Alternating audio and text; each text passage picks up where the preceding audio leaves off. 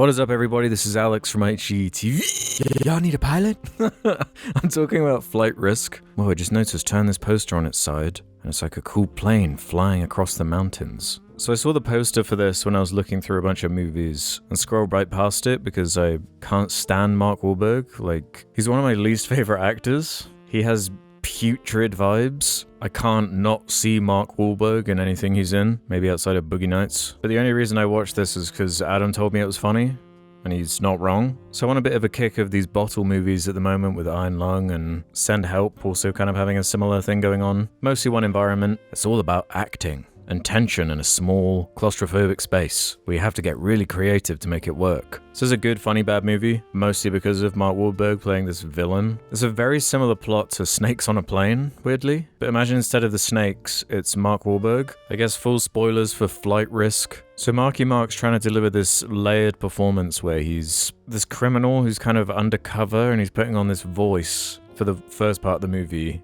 which I guess is supposed to be intentionally a little bit suspicious, but he definitely doesn't have the acting chops to pull off this kind of thing. So basically every line delivery is completely absurd. All the way down to his costume design and this decision to have this bald head, which just gives it more layers of unintended humor. He's supposed to be scary and menacing. When they tie him up, he's just talking about how he's gonna kill them and brutalize them, and he's got this dark past and he's a scary figure. Topher Grace plays an accountant for some crime family who we learn has a bit more of a conscience as it goes along. It's so fucking bad. Everyone is so bad. The dialogue is so embarrassing. But man, is it funny. With Mark Wahlberg being the only pilot, they've got to figure out how to land and fly a plane while he is tied up in the back, which leads to this bizarre dynamic where there's a nearby pilot called Hassan who, I guess they were trying to put a bit of levity or comedy into it. He's like a flirt and he's trying to get this woman to go on a date with him. That was my favorite reveal, was when you get to see Hassan and he gives an enthusiastic little wave. What a surreal moment. So because I watched this movie on a recommendation, I didn't look it up at all. So as the credits start rolling, it says directed by Mel Gibson, and I start scream laughing because I was like, what? What the actual fuck? Like, I'm not really into him as a director, but Flight Risk really stands out as being quite unusual in his catalog, especially with his next project lined up being this Resurrection of the Christ Part 1 and 2. God, they're Avengers-ing Jesus Christ. What is going on? What's wild is that this isn't even close to being the worst thing Mel Gibson has done. Fuck with this. I just want to nestle between those ridges and get nice and comfy with my cup of tea. Tell me a story, Mark. Can you get me one of your burgers? Don't senselessly beat someone on the way back, though, please. It was written by this dude. I guess this is his first project. Cool. The last few minutes are maybe the funniest part. The comedic timing is like perfect. Mark Wahlberg just gets eviscerated by like a van. It has this abrupt, awkward ending after he's hit by the van, and then Hassan appears and Topher Grace gets like put in an ambulance and nearly strangled to death or suffocated with a plastic bag. But Michelle Dockery saves the day and shoots the villain in the head. And it wraps up. Psychological thriller is a crazy tag to put on this. I love that AI just can like review things for you now. Like, why do I even need to come up with anything? I can just say, there are action sequences. There are character developments. There are performance. There are suspenseful. Not very good dialogue. Not very good directions. Tagline goes hard though.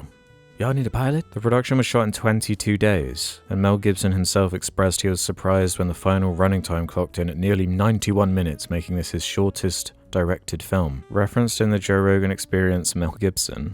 What? Oh, from that I forgot that happened. God, that was fucking unhinged. One of the weirdest interviews I've ever seen. So, I like Flight Risk. It's a fun movie. Even if it's a heavy story, you have to find some aspect of it that entertains. And Can't even look him in the eye. I think this, for entertainment's sake, is just fun, and it's quick. I'm not subjecting you to 4 hours of, like, watching Autism Dry. What? Watching Autism Dry? What? Quick.